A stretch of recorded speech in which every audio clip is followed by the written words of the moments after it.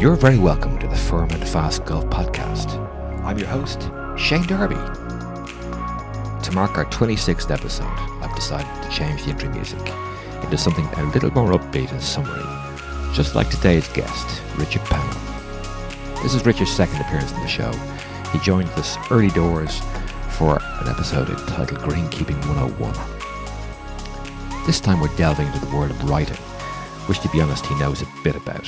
Richard can paint luxurious pictures in the minds of his readers through his Pitchmarks substack blog, which has made a recent reappearance after a short hiatus. Reading Richard's writing inspired me to start scribbling again in December 2021, but less about me and more about someone I've come to appreciate as one of the best modern day golf writers. We'll take a look at Richard's journey to this point over the course of the episode, obviously taking in a few pit stops along the way as regular listeners will expect. We've an exciting announcement, competition, an essay on the smell of rain and so much more. There are a multitude of links in the show notes that are well worth exploring, so please take the time to do so. Many thanks for returning listeners and welcome to the new ones. Strap yourself in to listen to our chat with Richard Pennell. Until the next time, happy golfing.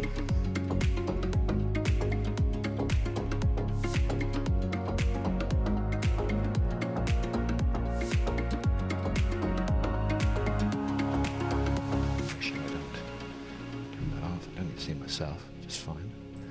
So we are recording, which is good. It's a start. Richard Pennell, you join us live from the day job in the boardroom at West Byfleet Golf Club in Surrey. How are you? I'm good, Shane, thank you. Another day at the coalface, but I've been looking forward to this all day, so thank you for having me on. Nice to see you again. Always a pleasure to see you. How has the summer season been for everybody at West Byfleet? Oh, it's been a great summer. Bone dry. I think we've had about 10 mil of rain in the last 2.5 months, so the golf course is firm and fast appropriately, and ball bouncing around all over the place, and just everyone's smiling. It's a real golfers club, this, and everyone's, reaping the joy of the sunshine out there. Excellent. Well, maybe by way of a little introduction to those that don't know West Byfleet, I just had a little squiz on your website, and as a lead-in, maybe a bit of background is worthwhile. And you did say that did I pull this down? So I will read it out, as opposed to have you remember something. Thank you. And miss something maybe important. So West Byfleet is a Cuthbert Butchert original design with major revisions by John Abercrombie, no less, in 1922. Indeed, further minor works have been directed in turn by Arthur Croom, James Braid, John Morrison, and most recently Mackenzie and Ebert. Jesus, that's a veritable who's who of historical figures. Yeah, it is. It's a funny one. It sort of goes under the architectural radar, West Byfleet, but it's, as you say, it had great people working on it. It had various incarnations. It's the only club I know of that's had 2 centenaries. Bleakdown, the original club, was formed in 1906, so they had a centenary for that in 2006, but it turned into West Byfleet Golf Club in 1922. So last year, when I started working here, was the centenary of that entity. So yeah, it's an interesting place, and never gets mentioned with Abercrombie's name next to it. But we all know the limited but illustrious career he had with Coombe Hill and the Addington and Worplesdon and so on. Knoll Park, another gorgeous design. It's a Shane, you need to come and play. It's a great golf course. You need to invite me, Richard. Well, I am doing so. Here we are. Well, we take it as read that we may organise a wee trip live on the podcast this evening. So let's remember to get back to that.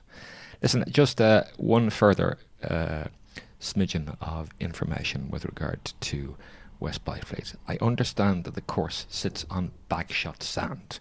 I'm assuming that it's bagshot the place as opposed to a type of bagshot sand. Please excuse my undoubted ignorance. Does that mean that West Byfleet is a heathland golf course? No, not these days. There's a little bit of heather out there. I think there was more heathland going back several generations. There's a story in the book, which I think is probably true, that someone put too much lime down and that affected the acidity of the soil and killed off all the heath. But it's a parkland golf course these days. They also planted some trees during the Second World War, I think, allegedly to prevent people landing on this bit of land. So you sort of play through corridors, predominantly pine, but there's some deciduous stuff out there. But it is very much parkland golf, but wide open, and you never lose a ball, even with my game, and it's so much fun to play. And it drains well. I suspect you doth protest too much, Mr. Pennell. Your game is probably better than you let on. No, it's awful at the moment, but let's move on. Okay, so I see you're back with a vengeance on the blogging front, so welcome back. Thank you. Yeah, thank you. It felt really good to press send on one. I've sort of been deliberating about it for a while, but I've been playing loads of golf and I've got lots to say, so yeah, it's fun. Thank you. No problem. Well, you've also been gorging on golf with games at Broadston, Glaston in Ireland, Portumna in Ireland, Esker Hills in Ireland, the Berkshire, Hayling, Gossick, Hollandwell, the Addington, and Royal Wimbledon. Jesus. Oh, to be you. You stand accused of golf overindulgence. Is it any wonder you took a wee hiatus from writing the Pitchmarks blog? Yeah, I've played a bit. Yeah, I'm enjoying it though. You got to, while the sun shines. Yeah, it's been rich coming from me. I have had the pleasure of a few of the new holes at Portmarnock Links recently, after 3 hours sleep. After 3 hours sleep, actually, on consecutive nights watching the US Open. A trip to the Netherlands, of which there are a number of dispatches on the Firm and Fast substack blog. I'll stick a link on the show notes. There's a few more dispatches coming. It's also linked off the homepage of the Firm and Fast website, firmandfast.golf, in addition to a few spins around Royal Dublin. And if that's not an underestimation of what I've been doing at Royal Dublin, well, let's just say I'm enjoying the new bunkers. Listen, I've teased a big announcement on Twitter and Instagram over the last few weeks. So the juice better be worth the squeeze. The time has come for you to spit it out. What news is breaking from the man also known as Pitchmarks? I know you've recently been playing plenty of golf. Rumour has it that you're getting ready to enter the sectional qualifying for the Open Championships at Hoylake as an homage to Maurice Flintoff and his notorious qualification escapades, perhaps under an assumed name like PG Woodhouse? No such joy, Shane. The way I played on Monday, Flintoff would have beaten me 10-8. I'm not equipped for that, so sorry. Okay. Well, I obviously received some really, really bogey information. You might put us out of our misery and let us know what your news is. Yeah, so in about, where are we? It's the 22nd of June. In hopefully 4 to 5 weeks, I'm going to have a number of large boxes arrive at my house with a book, which has been a dream of mine forever, and I'm so grateful to Don Wilson and his Grant Books. They're publishing 18 essays on various courses that I visited, some of which came out as part of Stymied, the original blog. There's a few new bits in there, and it's been eye-opening pulling it together and learning more about how this stuff works and how you put a book together. I can't believe it's happening, really. I'm absolutely made up about it, but and I hope people like it, and I hope some people buy it. Otherwise, we have a very congested hallway in the house for the rest of our lives. But we'll see. Well, you'll have a few door stops anyway to keep doors open, if nothing else. Pretty heavy ones, yeah. Listen, obviously we've had you on the pod before. You were very kind to join us for Greenkeeping 101 and shining a light on the I guess, untold story of the heroes of our golfing lives, the greenkeepers. I think probably the tenet of this particular episode is really to sort of uncover a little bit more about Richard Pennell, the writer. You've just told us your first book is about to be published. Although this isn't strictly true, though, is it? It's really your second book, which you're publishing first. Okay, I'm getting exposed here, am I? Yes, indeed. This is all about exposure, Richard. I should have expected it. As I said a minute ago, you need to stop hiding your light under a bushel. Okay, yeah, so it is. It's which story do you want, Shane? The long one? Well, we're here for as long as it takes, Richard. Okay, so I back when lockdown kicked off, I was, as you know, and a few of the listeners probably know, I was the general manager at Woking Golf Club, and all hell broke loose with restrictions and lockdowns, and we were just at the end of an irrigation project, and it was a mad time for everyone, not just for me, and I'm lucky to have a job at that time and so on. So, but I started writing for the members on a daily basis during those first couple of lockdowns, because we just wanted to keep in touch with them. The club didn't know where it was heading and what the future looked like for any of us, financially and otherwise. And I started to really enjoy it, and some of the people there were definitely enjoying it too, and it became a little bit of a collaborative thing for those who liked it. And it sort of awakened in me these long neglected feelings of wanting to write, really. It was a strange old period anyway, without all that festering beneath the surface. So I joined an online writing class, and I would get up at 4:35. That's the old greenkeeping genes kicking in there. And I'd write until it was time to go to work, and then I'd go through these deserted streets over to Woking Golf Club and sit in, silence, trying to keep things together in the office and keep the clubhouse secure. And then I'd go home in the evening and carry on writing. And by the end of it, I had a book that, you've now seen some of, but it remains generally under lock and key, and I'm not sure it's going out there, but it was just sort of a way of trying to document what golf had meant to me all these years. I have seen it, or certainly I've seen 11 chapters of it so far. I have. You've been very kind to share it with me in preparation for today, and I have to say it's. I didn't think when I asked for it that you'd give it to me, or send it to me, should I say. Funnily enough, I'm not surprised you have it as read-only. That wasn't a surprise to me. But it's a triumph. It really is. And it works on so many different levels. And I hope it does see the light of day, because it deserves to. And at least we found out that your publisher, you thought you'd sent it to him as an initial taster. You didn't. So he can look forward to that as well. He'll be listening, I'm sure. Look, I know what I was... in terms of it's semantics, really, in terms of what came first, or the chicken or the egg. But it's important to set the record straight in the interest of transparency. I hope you do understand. Yeah, no, I'm okay with it. Thank you. Perfect. Well, look, as an aside, you were very kind enough to provide me with some chronological notes to begin my preparation for this chat. And I've been pondering as to why the notes seem to be written in the third person, almost as if you're observing yourself from afar. Do you think this has any relevance to this conversation, or I'm endeavouring to misattribute or psychoanalyze you, perhaps? I couldn't even, I wasn't even aware they had been. Shows, yeah. Pass. Okay. Right, we'll get to your writing, okay? So obviously you said in your notes that you were fast-forwarding all over the place, so I want to bring you back from the fast-forwarding. Okay. So you always wanted to write.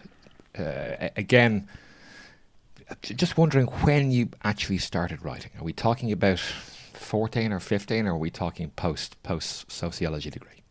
No, actually started writing in 2020, but the urge there was, so I finished my degree in 97, and it was there long before that. I think when I was about 16, 17, I was just reading books that absolutely lit me up and fascinated me, and good literature just, it has the same effect as great art or particularly emotive music on me. It just kind of, it makes me feel alive. So reading Albert Camus and Milan Kundera and stuff like that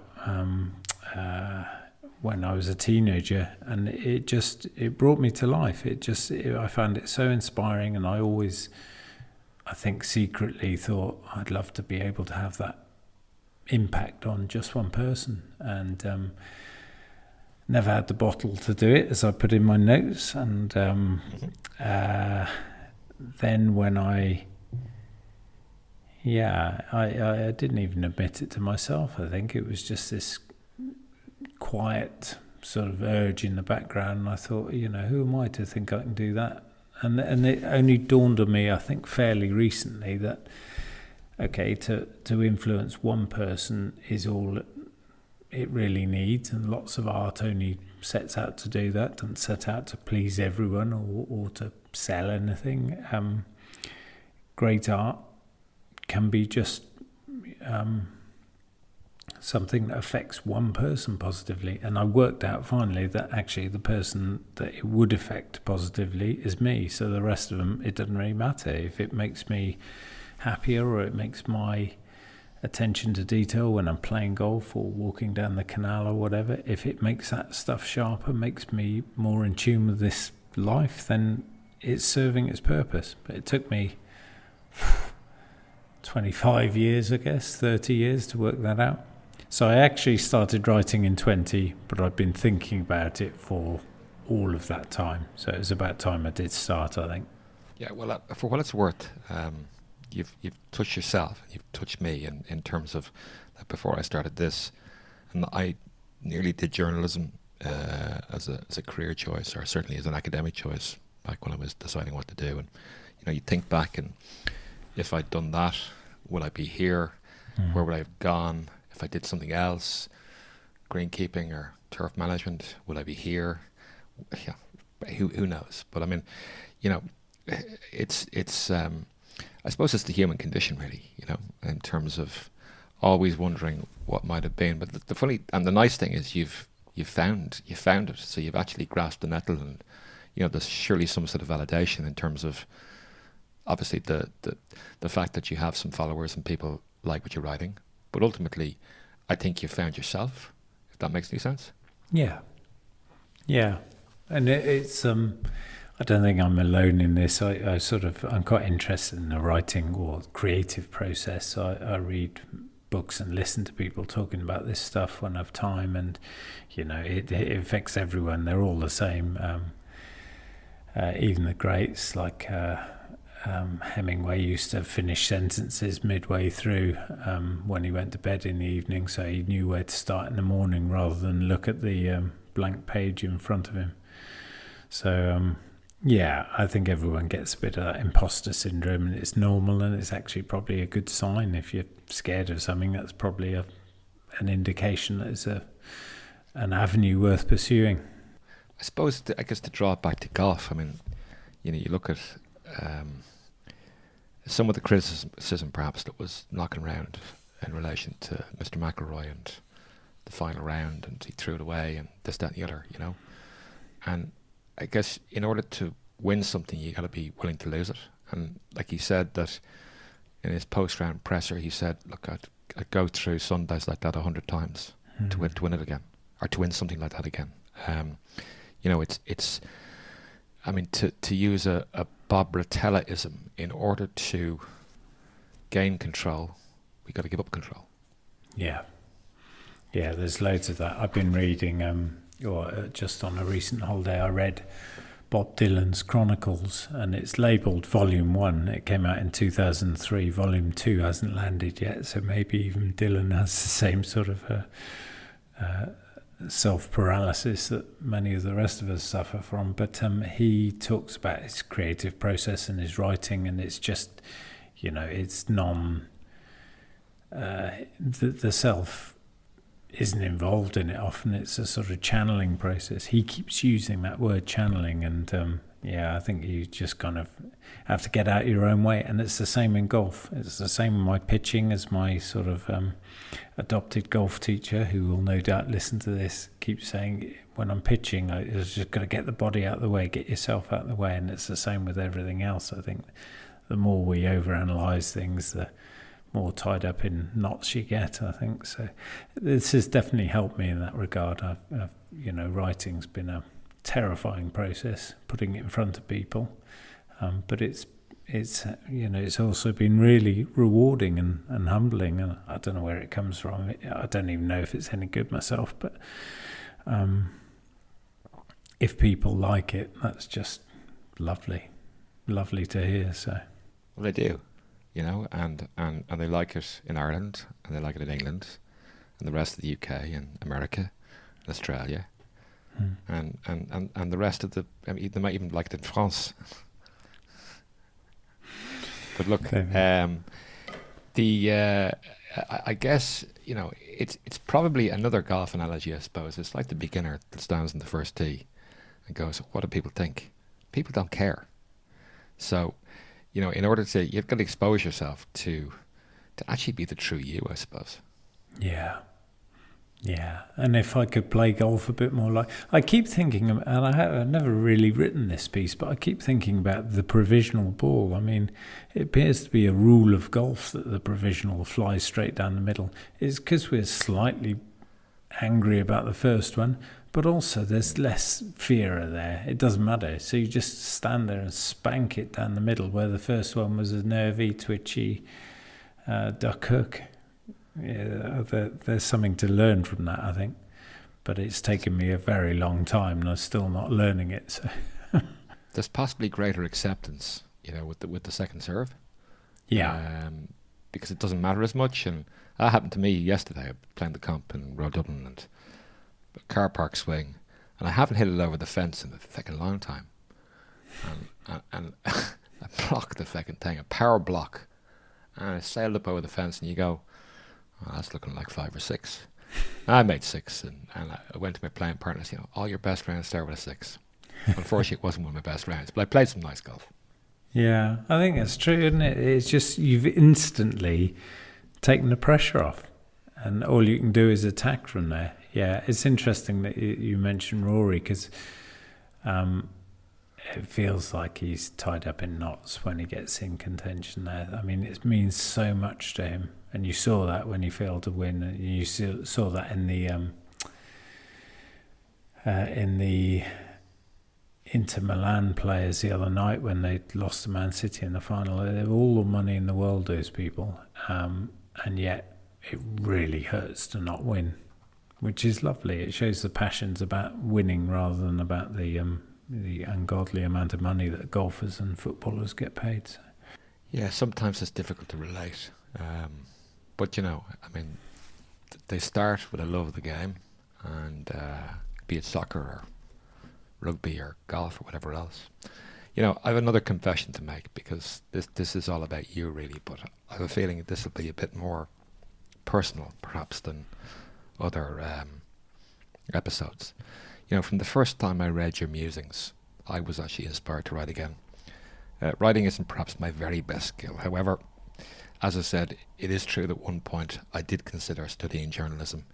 It really doesn't quite flow out of me like it does out of you, but, you're responsible for that in terms of inspiring me to write again, so thank you for that. Oh, that's great to hear. It's a pleasure. Look, enough introspection about me. Back to you. Oh, damn. Okay. Listen, we'll go back to, you worked for obviously you studied sociology at university. Any particular reason you didn't study English? I don't know really. I think so. I enjoyed sociology. I think I had a vague feeling that I'd like to go into social work, which was sort of had some parallels there, but it was basically a case of the path of least resistance. Neither of those would particularly lead on to anything meaningful. So I was just drifting along at that age. Had no idea what I wanted to do. And you went working for a book company after graduation, is that right? Yeah. Yeah, so came up to London. My wife and I met in Bristol University, and she was from London, so I came up here, and we were living together up here. And again, that was a job that was going. It was something I was vaguely interested in. Perhaps looking back, a shadow career. I mean, pretty much everyone in that first bookshop had dreams of writing their own stuff, and a chain called Books Etc., which is long gone, unfortunately. But so I worked in a couple of their shops for 3 years, and I worked in their head office doing admin, and it was nice being around books. I've always loved books, and I do read from a Kindle, but it's nothing like the real thing. So I was sort of swerving back towards actual proper books. There's a different thing when you've got something in your hand like that. So, yes, the tactile nature of it, I suppose. It's a physical evidence, I suppose, as opposed to flipping a screen up and down with a Kindle. I don't use Kindles myself, but I do understand the joy of a Kindle. You can load a lot of books on and have a lot of choice, if you like. But I was just wondering if working for the bookshop or the stores, shall I say, did it make you more or less likely that you'd eventually become a writer? I don't know. I always, whenever I go into a bookshop or a library, I sort of look around and I see how many books there are in the world, and I sort of get daunted by that, as if, what on earth can what I'm thinking about or writing about have anything more to say than is already out there. So I don't know. It might have put me off for a while in a way, but I guess the flip side of that is, in the same way that working in golf, you find people, you sort of make friends with people who are just crazy about the game. You get that in bookshops. People, particularly the staff and the places I work, they loved it. They were a central theme of their existence, these books that meant so much to them. And a few of the ones I mentioned earlier, they're like that. I've got maybe half a dozen books that I'd dragged to a desert island, given the opportunity. They've been with me for years and years, and they just sort of, they become part of your identity after a while. So one of them is obviously Alistair Cooke's Marvellous Mania, yeah? It's gorgeous, and my late father gave me that book, which just makes me very happy. And it was it was one of the sounds of my childhood, that sort of music piping in on, I think it was Sunday morning, wasn't it? And we'd always eat as a family at Sunday lunch, and Sunday mornings were always very chilled around the house in those days. And I loved listening to Alistair Cooke. I didn't know what he was talking about most of the time, because he was a political correspondent, really. But when he got onto golf, and you should flag for any of your listeners, his archives are on BBC iPlayer, and there's loads of golf stuff. Yeah, we'll stick a link in the show notes. He's just he took up golf, I think, at 50 or 55. He lived into his 90s. But from the moment he flushed one, he was absolutely hooked. And just, days playing San Francisco and Olympic Club. I think he was I'm not sure, actually. I think he was a member at Olympic, but he just, that was his escape, to get over to the West Coast and play golf with his pals, many of whom were pretty high up in golf. But he kept them in line, I think. And sorry, I could talk all day about Alistair Cooke, but I love that he actually wasn't very good. Yeah, we will get back to him. Okay, so we're dealing with you at the moment. All right, and we will get on. We will get on to writing and the books, etc., etc.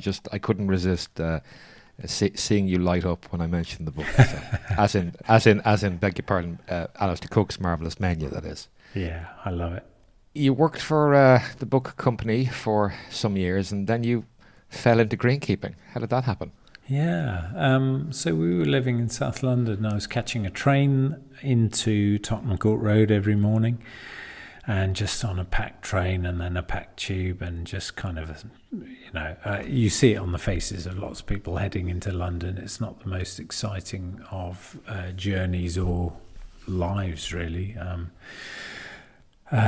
I'd had enough of that. I think I needed to find something different to do, and my train went right through the middle of Mitcham Common every day, and there's a golf course there, Mitcham Golf Club, and that was previously Prince's. It was a pretty upmarket club of its time. Prince's then went down to the Kent coast, as we all know. But Mitcham was left, and they changed the way the course set and so on. Anyway, I used to be on the train looking out the window and just see people playing golf, and occasionally see one of the greenkeepers mowing out there. And I just thought, I was hardly playing golf. It's quite hard to play golf in London. It's expensive, and the municipals are absolutely packed. And I just didn't have the time or money to throw at it in that period. So I wrote a speculative letter to the head greenkeeper, who's still there, the head greenkeeper. So this was 2002. And 6 weeks later, someone left, and he gave me a call, went and had a chat, and I thought, well, I've nothing to lose here. So I took a massive pay cut to do that. And it was one of the best decisions I've ever made, I think. I spent 5 years there. The club were great, and they sent me on training courses, and I got up to HNC level, which is pretty decent. It's sort of, I guess the minimum you'd require to be a course manager. I was applying for jobs at that point, and it's just so competitive in Surrey. Every course manager or deputy job at a larger club than Mitcham, there were so many applicants, because there's just hundreds and hundreds of greenkeepers in the area. So I spent 5 years there, and I just couldn't find the next step, unfortunately, which is a shame in a way. And I do, there's not a tinge of regret, but when I see the boys here in the morning drifting past, I just look back fondly on those times. There wasn't a day where I didn't appreciate being out in the fresh air, and getting to care for a piece of land is quite hard to explain to someone who's not done it before, but it felt like a very meaningful and sort of old-fashioned thing to do in the way that farmers did in the past. Do you think it's that resonance with the sense of place, in terms of actually you being part of the place, that may be something to do with it? Yeah, definitely. And you get to know the place so well, and you get to understand, why certain bits of land need different treatment, or might need less water, or it just becomes so familiar, and yet you're in tune with the seasons. I used to find that I can still do that a little bit. I know when it's going to rain in 10 minutes, and my wife just, shrugs her shoulders, and then it starts raining.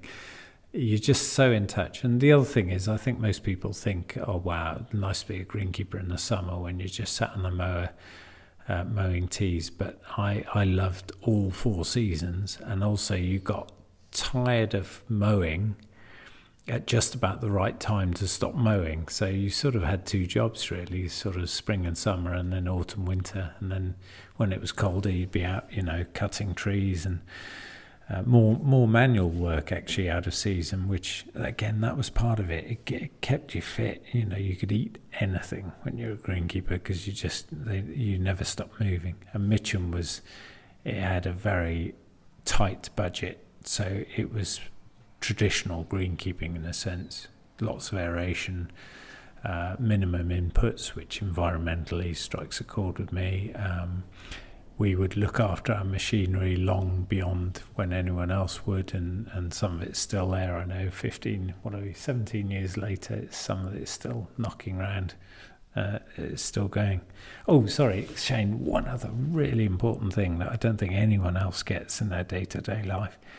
You have the tangible fruits of your labour behind. So you go out and cut a green nicely with nice straight lines, and you turn around at the end of that little job you've been given, and it looks great. It's such a satisfying job.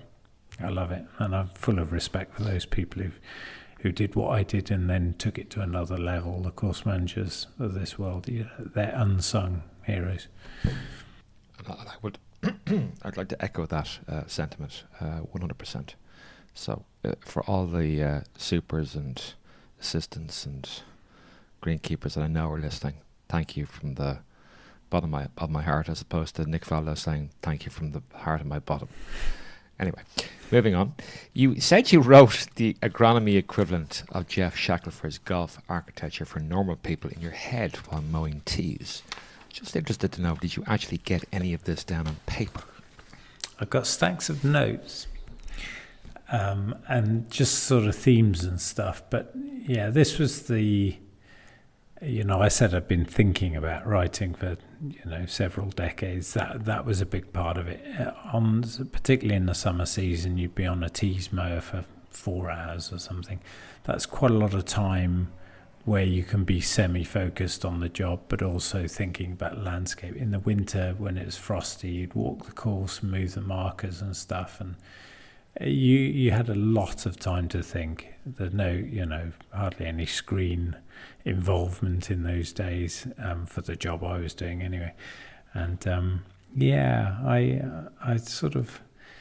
I always thought there was a gap in understanding, and I was part of that gap actually as a junior golfer, and then until I started working and learning about turf science, I was just so ignorant of it all. And your average golfer maybe doesn't need to know the ins and outs of, evapotranspiration or whatever, but the more I learned about it, the more interesting it became to me. And I think our golf courses would all probably present a bit better if our golfers knew more about, the challenges of greenkeeping and what helps and what hinders. And our clubs would probably be better run as well, because we'd let the qualified professionals get on with it. Lots of places do that, of course, but lots don't. So yeah, it always strikes me as interesting. Like for the last 15 years, I've had numerous occasions where I go, I didn't know that, in a golfing context, be it agronomy, architecture, golf history, course setup. And I've actually gone out of my way to read and listen and search out answers to questions that I had in an effort to have a fact-based opinion, as opposed to assuming that I know X, Y, and Z. I mean, it always amuses me. I mean, Alistair Mackenzie said in The Spirit of St Andrews that golf club committees are best with an uneven number, and 3 is too many. And needless to say, benevolent dictatorship was possibly more prevalent and doable in the 1930s and previous. But it's the sort of, there's another Hugh Ellison quote which speaks to, you don't tell your architect how to do his job, or your surgeon, or any other profession, but yet people rise to positions of power, or certainly influence, in golf clubs, and without a shadow of a doubt, they're omnipotent and invincible. And I guess looking at, in terms of their opinions, but they're sometimes anyway based on very shaky foundations. I mean, why do you think, I guess obviously you would have as much, if not more, experience of, look, I know these people are well-meaning, but they misattribute knowledge, or they don't know what they don't know, maybe, is probably a better way of putting it. So, invincible ignorance, as Tom Simpson suggested. He had some classic turns of phrase, Tom Simpson. It's amazing when you're independently wealthy and you don't take money for jobs, what you can say. Yeah, I'm glad you brought up that quote. I think I tend to agree with you. I think people's hearts are generally in the right place, but it is the dark arts for most golf club people, and we want to be able to master things. That's sort of the world we live in, and people expect to have straight answers to questions, and actually out there you're dealing with 150 acres of living plants, and you've got the conditions that are created not just by the weather that day or the week before, but all sorts of stuff that goes back dozens of years. The routing or the subsoil that was put in when they built a tee, or there's just so many factors, or cracked drains that everyone's forgotten where the clay drains are. It's such a complex thing. I think it's a mixture of fairly intense science, like the modern course manager has to be a scientist, they need to be a diplomat and a communicator, and there's an art to it as well. Like I'm not so good at it now, but I could walk on a putting green 15 years ago and think, it just that needs a little tickle of feed, or it looks a bit weak or anemic or whatever, and you'd know where needed hand watering way before it sort of turned blue and started footprinting. It's a complex thing, and if we were in a position where clubs trusted the professionals, and there's plenty of qualifications out there by which you can gauge how well equipped people are to do the job, it would all go a bit easier, I think.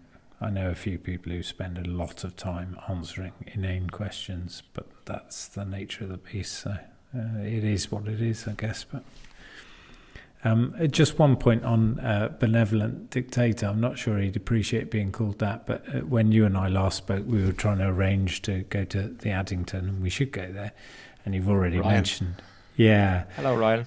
No, he's definitely listening. So look, I will get. He needs to connect with me on LinkedIn first of all. I did send him an invite, and he's just ignored me. But I'm sure that's just an oversight on his behalf. He's too busy. He's got his nose stuck in aerial photographs from the 30s or something like that. That's right. So I had the pleasure of playing with Ryan recently over there. First time I've been there in 20 years, and been sort of intentionally staying away. But it was just eye-opening how a single person's passion can just transform something really precious. It's going to be incredible when it's done. It's already incredible. It was already incredible before, but he's on a mission, and it's there aren't committees to answer to, as far as I know, and it's just so refreshing and inspirational, really. It's a fantastic place. God, I could talk all day about the Addington. It's amazing. But what's lovely here is it's sort of history going full circle, because it feels as if that's the sort of way Abercrombie ran the place. I am the suggestion book. So obviously we're at you're still greenkeeping, and like any good capitalist, you decided to turn your back on the greenkeeping gig for more money. You decided to get into club management. From the frying pan into the fire, literally. Yeah. Well, I just wasn't. I was being overlooked for jobs that I could have done very well with my eyes closed, and I was getting a bit miffed about that, because I had the qualifications. I think I was, a decent long-term bet for some of those places, and I just wasn't getting the roles. Anyway, I went to New Zealand Golf Club for a fairly informal interview to join their greenkeeping team, and they certainly needed a bit of help, I think, at the time, and interview went really well. And then at the end of it, I inquired where the assistant secretary was, because I'd met that lady, and found out that she'd unfortunately suddenly passed away a couple of weeks ago. It's just a terrible story, and so the secretary there was just in the throes of trying to pull together a job description for this role inside the office, away from all the ice and sunshine that I've been raving about to this point. And I suddenly thought, well, I've done some of this stuff in the book trade, in the head office of the bookshop chain, and I know greenkeeping, and I'm pretty good with customers from being on in an Oxford Street shop at Christmas. I can cope with speaking to people. And so we sat back down, and we sort of had another interview, really. And so that was 2007. So I became their assistant secretary. Fantastic club, Shane. Another one you need to come visit. And I was there till 2015, then went to Royal Wimbledon for a couple of years as their assistant secretary. It was Royal Wimbledon's 150th anniversary. So just an incredible time to be up there, and exciting, loads of events, loads of heritage that they're very careful about protecting, and they do it brilliantly. I'm there tomorrow actually, and then in 2017 the opportunity to become the secretary and then developed into general manager at Woking came up, and that was my first sort of job in charge, and that was a real honour. Another club with a storied history and loads of architectural influence and loads of interesting people there. John Lowe and Stuart Patton, the Mussolini of Woking, and Tom Simpson, and there was a secretary there in the 50s called Monster. It's just full of characters, and it is to this day, and a few of them are blog readers, so I better be a bit careful what I say. But hello to the members of Woking. Yeah, it's a fantastic place, and let's not forget, every time you walk in the dining room there, Bernard Darwin's looking down at you. So it was just sort of a spiritual home for loads of the people who I care about in golf. So it was a amazing time. We've got full circle, I suppose. We're winding forward 15 years in your notes. You were hardly playing any golf. You've lost both the love and the skill of the game and any interest in golf architecture. I'm just wondering, did life get in the way? Obviously, family, kids, wife. You essentially became one of those lost, I guess, part of the lost generation in many ways, that start families, build careers, and have to deal with the vagaries and vicissitudes of life. I once overheard a golf club captain suggest that golf is an old people's game. I'm just wondering if you think that golf clubs in general do enough to encourage and nurture that lost generation that start the families and build their careers. Yeah, it's a tricky time, isn't it? It's a classic problem, really. So you get people who are cash rich, and time rich in their early 20s, and then they start to buy a house, or the first kid comes along, or they're getting married, and it's so often the case that you get calls or emails in people's early 30s saying this just doesn't make sense, and it's a shame to lose those people, because they will come back in 10 years. And I guess I'm 48, and my daughter's 13 and son's 11, and they're just starting to swing clubs a bit, and that's just drawing me back to golf even more. So I think, and also, even if they weren't playing, I have more time. They're sort of in upper schools now, and I don't know the answer, because it's tough to ask clubs to put that sort of stuff on hold when there's other people queuing up to come in. But I do think there's an opportunity to gain loyalty there if you hang on to someone, and just I don't know the answer, but I know it's a common problem, and it was the same for me. It was not only did I not really have enough time to play golf because of the things you've mentioned, which they absolutely come first and they continue to, but I think by working in it was sort of busman's holiday thing. I just completely lost my mojo, I guess. And then after 3 years at Woking, and lots of stuff in that time, lots of really good stuff to get my teeth into, and most of it positive, COVID comes along. It's funny, I didn't mention in my note actually, but I went away with a friend who probably also listened to this, so hello Lukey. We went away on a golf trip in March 2020 to Nevin, where I'd been as a kid. My dad had carried my bag there. He never played golf, my dad, but he'd caddied for me up on these rugged cliffs in North Wales. Anyway, Luke and I went away there. He's an inspirational golf coach who lives quite near here. And we played speed golf, we played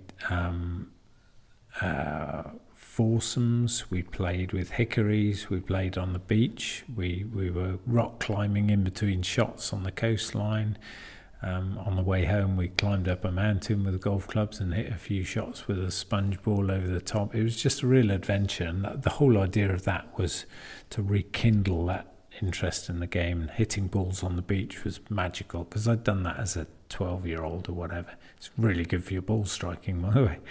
And so I sort of felt that this was a turning point, an intentional trip I'd been on to trigger this love of the game and see if I could get back into it, because I was hardly ever playing and just playing awfully as a result of that. And anyway, what were we, 2 or 3 days in North Wales, like the curry shop was shut, and the sign on the door said due to COVID-19, and then we hadn't even been listening to the radio, so there'd been a bit of talk about this disease, I guess, infection in the weeks leading up to it, but I don't think any of us anticipated the way it was going to go. Anyway, while we were up there, the sort of news broke that we were locking down in 2 days, so I came home from that trip, absolutely buzzing for golf, and then I wasn't able to play it for weeks on end. So, yeah, funny timing. It was, and we're talking obviously March 2020, just after Cheltenham, just around St. Patrick's Day. Obviously, in a European context, it was all hell was breaking loose in Italy. Mm-hmm. I remember returning from a trip to Australia actually at the end of January 2020, and obviously it was rife in Asia at the time. And a pal a member in Royal Adelaide, Sam Chen. If you're listening, Sam, hello. Sam is a dentist, and he went to me, "Do you want to call up to the surgery and I'll have a few masks for you?" And they're going, "What do we need that for?" And he goes, "Well, if you go to Asia and you're passing through Hong Kong, Asia's out of surgical masks, so he sorted me out with a few bits and pieces and gloves and whatever else." And again, I still thought nothing of it. And you arrive in Kai Tak or Chep La Kok or whatever it's called, the airport in Hong Kong, and literally everybody's masked up. Now there would be anyway in if there's any sort of outbreak of anything there. They kind of do outbreaks quite well over there generally. But I even remember getting back on the Cathay flight, and we were met at Heathrow by a representative of the Department of Health. And essentially all they did was they talked to the purser, and they said, "Is everybody okay? Anybody sick?" And the answer was no. And off we went.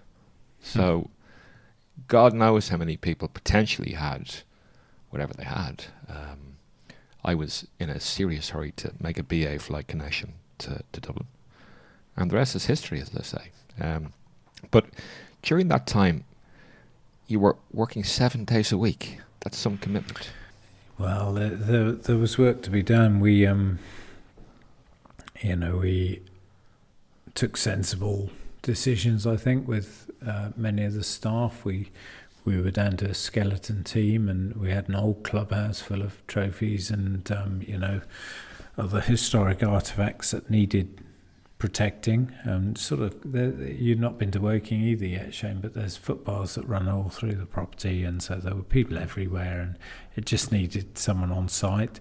And that wasn't easy, and I didn't carry the burden by myself. There were other people involved to whom I'm, eternally grateful, because my wife was at home trying to homeschool 2 children, and none of us knew what on earth was going on. But I was working in one way or another, either in a sort of silent, empty clubhouse, and you could hear the silence, because at Woking you're just so used to hearing a couple of noises. Typically, you hear bottles opening.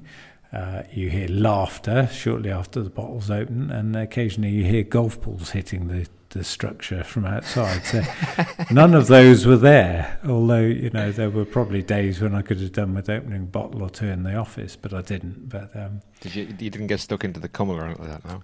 No, I should have hit the wine cellar, actually, and hindsight's a powerful thing, but I'm not sure it would have helped. Is there a decent tipple to be had in Woking? Yeah, they like their wine there, and yeah. Claret is probably the colour of choice, is it?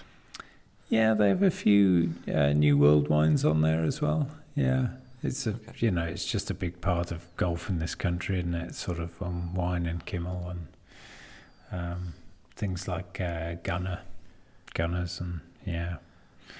So, yeah, it was a weird time, but I think in a way, getting up early in the morning to do the writing class I was doing, which was online, and writing Mulligan that you've now read 11 chapters of, it kept me sane, and that together with the lockdown letter project I was doing for the members were just kind of, it was nice. It was positive stuff in the strangest time that hopefully the strangest time we'll live through. Yeah. So your lockdown letters kind of morphed into Stymied, yeah? Yeah, so Stymied didn't start until just before Christmas 21, so I'd sort of messed around with a bit of non-golfy writing, but the lockdown stuff I'd done at the golf club, I'd really got the bug for that, and it was sort of quite interactive. A lot of it was nonsense. You might say that a lot of the current stuff's nonsense, but it was curated a bit from various places like club history and stuff people were sending in, and photos, and updates on what the staff were doing with their incredible amount of spare time while I was in the office writing this garbage out for everyone. So yeah, it did morph into Stymied. Shout to Sam Williams actually from Cookie Jar, because I sort of I may be jumping ahead here. No. Actually, my fault. You probably are, actually. If Sam was in the notes, he's still in the notes. And if we haven't got to him, he's still there. So okay, he'll have to wait. Sam is a good man. And you know what? I was giving out the other day that they ignore me. They've started following me. So thanks, boys. Appreciate it. What do they say? Long-time listener, first-time caller. Okay, well, I won't spoil that particular one, So if we just go back to Mulligan for a second, and again, I'm eternally grateful for you sharing it with me. You're still grappling with whether it's going to leave the sanctity of your top drawer. There has been progress. Obviously, I'm now reading it at least. I know a few people have. So, and I'm peer reviewing it. And I have to say, you have some way with words. You paint vivid pictures with words. And actually, I was drawn. Just even the first chapter. Now, admittedly, I had 3 hours sleep the night before when I was reading it, but you actually transported me to the first tee in Woking, which is and the colour and the textures and it's just so vivid. No, thank you, Shane. It's lovely to hear. I've told you, I barely looked at that. Well, I don't think I have looked at it for over a year. I just got so close to it, and I sort of felt it was worth something. It was definitely worth something. Even if it stays in that drawer, it was worth a lot to me to have done it. So it's it was a process, and I really enjoyed it. You actually lay yourself bare very much in it. It's raw and it's personal, and actually it works on so many different levels that if you don't know a huge amount about all the stuff that you're talking about, architecture and psychology and whatever else, it still works as a story. But actually, if you do know, it's actually even all the richer, because actually you're plucking strings, if you like, and there's a resonance to it. So, look, don't be afraid of it. It's a masterpiece. Oh, thank you, Shane. That means a lot. And I haven't even finished it yet, so I haven't even got to the 18th hole. I haven't even got to the 12th hole, let alone. The last chapters are awful. I thought the first 11 chapters were shit, but anyway. Be careful what you wish for. Come here. I know it makes you feel somewhat uncomfortable, so we're going to move on, right? So you had an epiphany one morning or afternoon, perhaps, while out playing deal. You had enough of the leaky roof, the electrical fault of an ancient clubhouse. Obviously, Woking's a special place, but you had nothing to move on to. But said that the feeling was like holding a bunker shot. I think Porthamshire is a grand place to have an epiphany. If you're listening, Logue, that's quite a clean joke. He had a joke with me recently, or not recently. I was on the Good podcast and I mentioned epiphany, and he goes, "There's something dirty in there." There's nothing dirty at all, right? So Sangport was the catalyst. I'm wondering if there's a specific shot or hole that stands out that made you say, fuck it, I'm done with that. Yeah, I don't know. It was, so I'd been thinking about it, and actually I think the moment that made me think, actually I need a fresh start. I need to get out of here. Nothing wrong with working as an amazing club, but COVID had just battered me, I think, and working through that, I needed to change of direction, but I didn't know what it was. So it was a questionable move to quit a job like that with nothing to go on to, and the jury will, at some point work out whether it was the right thing to do. But I remember having a dream when I was on holiday where my boss at Mitcham, head greenkeeper at Mitcham, I just realised in the dream that he was the happiest person I think I know, and that was a mad moment there, because he'd done the job that he always wanted to do and he was really good at, and I somehow woke up thinking about writing and whether this job that I was doing was whether I wanted to do it anymore, and it gradually became more likely that the answer was no, and that I needed at least a break from that. And so there was 4 of us, 3 good friends at Royal Cinque Ports, and I think I was standing on the 12th tee just in the sun watching these 3 stripe it off the we played foursomes, so I must have been two of us played off, and we just kind of walking up the fairway, and the skylarks in the sky above, and constant symphony that you get down there of the skylarks, and the sun's beating on our backs, and we're just laughing, we're just having fun. And I just thought, God, it is so long since I felt this relaxed on a golf course. And on the drive home I was thinking about it. I thought it's because I'm stuck in a rut, so I've got to climb out of the rut to work out if it's the right rut and which way to move forward. So yeah, it's funny, 12th tee. Have you been to Deal? You know what? The furthest south in the UK that I've played would be Hillside. Oh, okay. That's not very south. No, because Hillside is just further south than Birkdale, yeah? Yeah. Okay. Yes, well, that's the furthest south I've played. It's another place you need to go. But the 12th tee at Deal is the point at which you turn back towards the clubhouse, and you're pretty much straight into the prevailing wind from then on. And it's so much fun, and it's so beautiful, and it's such a authentic links experience. I love that it's there, but I remember standing there and just smiling and thinking, I don't do enough of this smiling or playing golf or being with friends, or I'm sort of living a shadow life, I guess. So yeah, interesting moment. So now we move on to your contact with Sam at the Cookie Jar podcast, and you send him a message, or wrote him a little email, and you said, I've been writing a little. And did you send him something? Because he yeah. So I called him because I just wanted to pick his brains about golf content and whether there was anything I could get into along those lines, or whether I could help them in any way. And it's funny, he answered his phone. I said, are you busy? Have you got time for a chat? And he was on, I can't remember, he was on the 7th or something at Blackwell. So clearly he had his priorities in line, because he was out playing golf in the sun. Anyway, he said, well, I'll have a look, it's just send it over, whatever. Typical Sam, he's just, really positive guy, and he's been great, actually. He's a star. So I sent him a couple of bits, and he came back very quickly and said, I really like this, send me some of this, properly.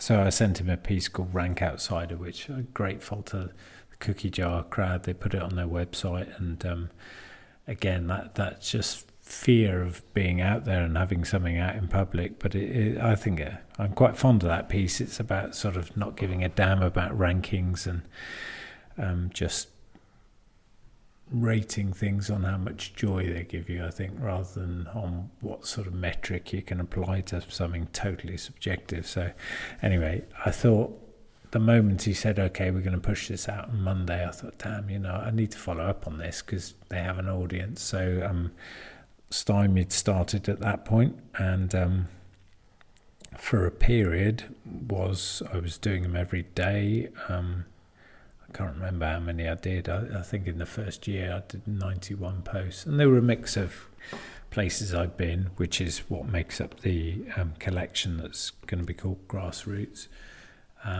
but also more sort of vague reflections on the game, which I also really enjoy writing them, and they sort of remind me a bit of Alistair Cooke stuff. You know, he was very good at seeing the quirky side of the game, or the frustrating nature of it. So yeah, grateful to Sam. It started stymied really, and I still can't believe anyone reads them, to be honest. But it serves a purpose for me because it brings me closer to the experience of playing these places. I couldn't live in a better place in terms of world-class golf. There's and not just world-class golf actually, but there's so much great golf within a few hours reach of London area. So Yeah, we need to get the troll farm revved up properly so we can increase the number of subscribers. I'm obviously only joking. All right, so yeah, you were like a demented ferret, basically whacking out a load of blog posts in terms of stymied, and the productivity that you were pushing forth into the world was quite miraculous, to be honest with you. Your first, and then of course, in similar fashion to me, I think our good friends Rod Murray and Adrian Lowe told you, "What are you doing? Just chill out.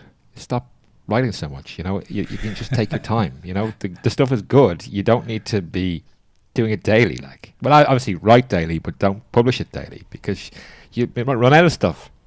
Yeah.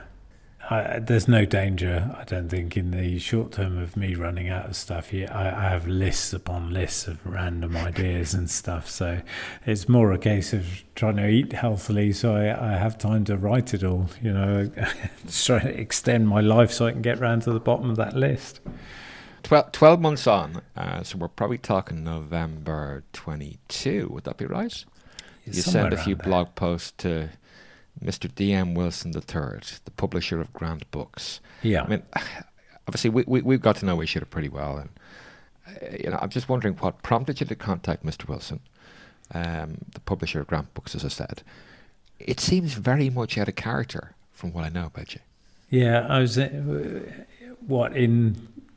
that it was a sort of forward action? Yeah, proactivity.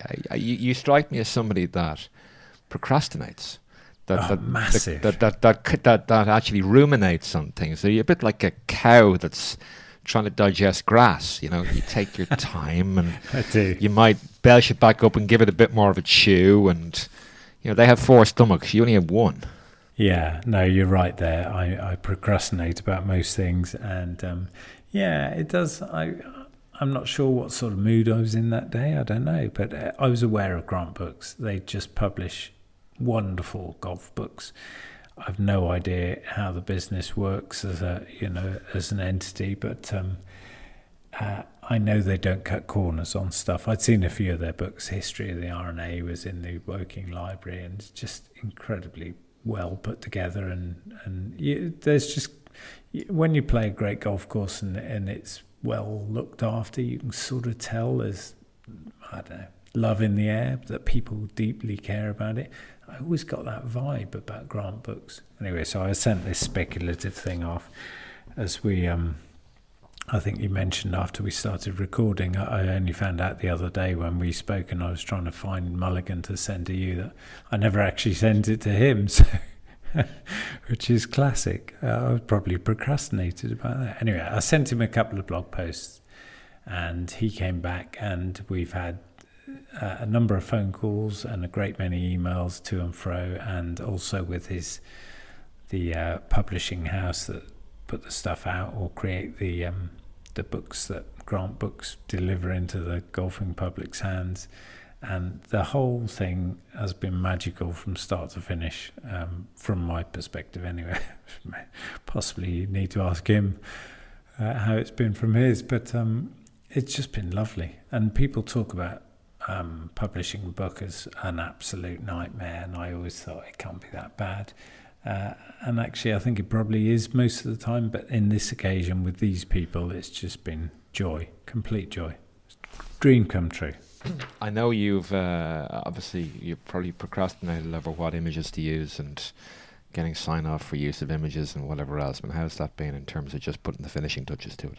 Yeah, it's been good. These things always take longer than you expect, but I'm very grateful. There's a couple of the clubs have contributed images themselves. There's a few of mine in there, which hopefully don't stick out like a sore thumb. And I've got a couple of really great photographers have permitted me to use some of their stuff. I should mention Jason Livy and Kevin Murray, just gorgeous photos that those two have permitted me to include. So, and Grant Books, and particularly Mr. Wilson, it was their push to include more images. That wasn't the original plan, but as time went on, we were sort of, I don't know, the whole thing sort of snowballed. So you've seen a few bits of the proof. It's just, leaving the words aside, because I can't judge that bit, the actual thing itself is going to be beautiful. And I did say to my wife, there's a chance we might just live the rest of our lives with these boxes in the hallway. And she said, it's going to look beautiful anyway. There's no chance of that, Richard. There's no chance of that. I mean, this is presumably the first of a few appearances you're going to have. You're going to be a man in demand. And I would wager that your book is going to go pretty quickly, because there's a small but not insignificant number of people that are cheering from the sidelines, and are only too hopeful of helping you, or they're only too keen to help you, but also they're cheering from the sidelines and they're proud of you. Oh, that's lovely. Thank you very much, Shane. Not a problem. Oh, so we know what the book is. You're expecting it within a couple of weeks? I think it'll be late July, the way it's going. So just about on soft proof, which will be an electronic mock-up of exactly what it'll look like. It's going to come in it's a quite large format softback, but it'll come in a slip case, which again is just gorgeous. So it's got a really nice photo on the front. I won't tell you where the photo is from because we need to come on to that. And it's got just a really smart slip case. It's 18 chapters of visits I've been on, some of which blog readers will have seen on the blog, and I'm not going to remove them from the blog. It's a different thing. It's a book, but it's also got a couple of new chapters. The first one is Deal, and that sort of game where I thought, damn, I need to make a change here. There's a prologue and epilogue, and there's a new final chapter of somewhere I just completely fell in love with, and there's a bit of a story there at the end. So late July, early August. I need to set up a website for it so I can sort of automate some of the purchases, were there to be any, and you will be getting a copy in the post if you send me your address, Shane, and I'll write in it. Well, thank you. I just hope. Have you got? I've got your profile picture in there as well. Or have you left that off? I pulled that one out after someone so rudely abused it, Shane. No, it's not in there. Somebody suggested that you looked like a young Stephen Hawking. I wonder who that was. That was me, unfortunately. Richard, for those that don't know, Richard was recently published in episode, volume 7 of the McKellar Journal. A lovely little essay on Mr. James Pledge, who is now the head greenkeeper, or course manager, or superintendent, or whatever it is. James, sorry, I'm butchering your title, of the open host of 2023, Royal Liverpool. But the essay covers his parting gift, I suppose, from Sankport, yeah? Yes, yeah, that's part of it. Yeah, it's sort of about honours boards in general, but the spark of it came from a lovely story, actually. I mean, James had been down there 10 years, and I was a member throughout that period, and he just transformed Deal. It's always been a top-class golf course, but the conditioning down there just went through the roof, and he's a lovely guy and a sort of purist in terms of technology and presentation. Anyway, when he left, so he got this job at Hoylake, which, gets him closer to Scotland, and is what an opportunity to host the Open.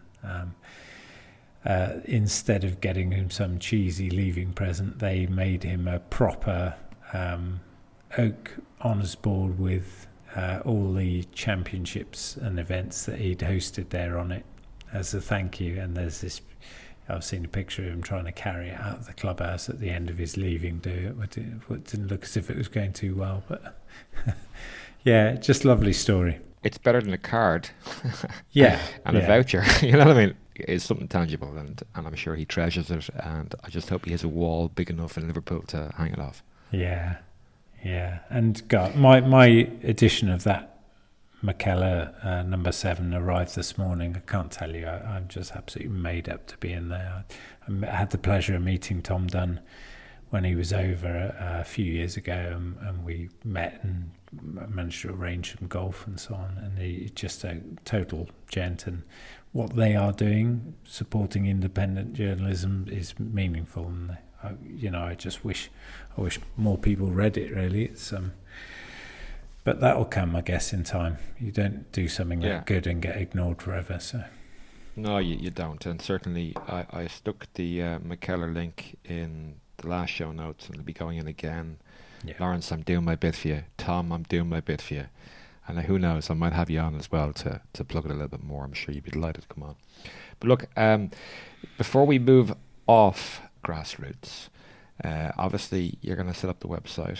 In due course, we will stick the link in there for the pre-order and whatever else. We've obviously been trying to figure out how to market this a little bit, and we've actually got a free copy to give away to a lucky winner, right? So the only thing you shared with me, Richard, is actually the front page and the back page, so the cover sleeve. But I believe there's a photograph on, is the front or the back page of the sleeve itself? Yeah, no, it's on the outer of the sleeve. Okay, so what we're going to do is we're going to post on the Firm and Fast Golf Podcast Twitter and Instagram the picture, and the first person to tell us where it is with the correct answer, wherever you are in the world, will receive one of the first copies of Grassroots, scribbled in by Mr. Pennell. Yeah, lovely. So keep an eye out for that. And thank you very much for doing that. It's much appreciated. You're welcome. Thank you. So we moving swiftly on to golf writing, and we touched upon your reading and your inspiration, Mr. Alistair Cooke and the Marvellous Mania.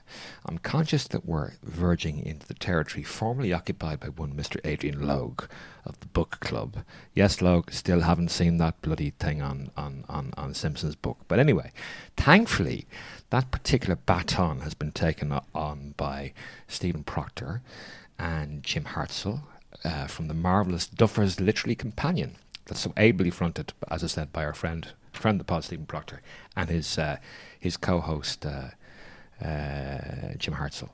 George Plimpton once suggested that there is a relationship in sports writing between a smaller ball and better writing.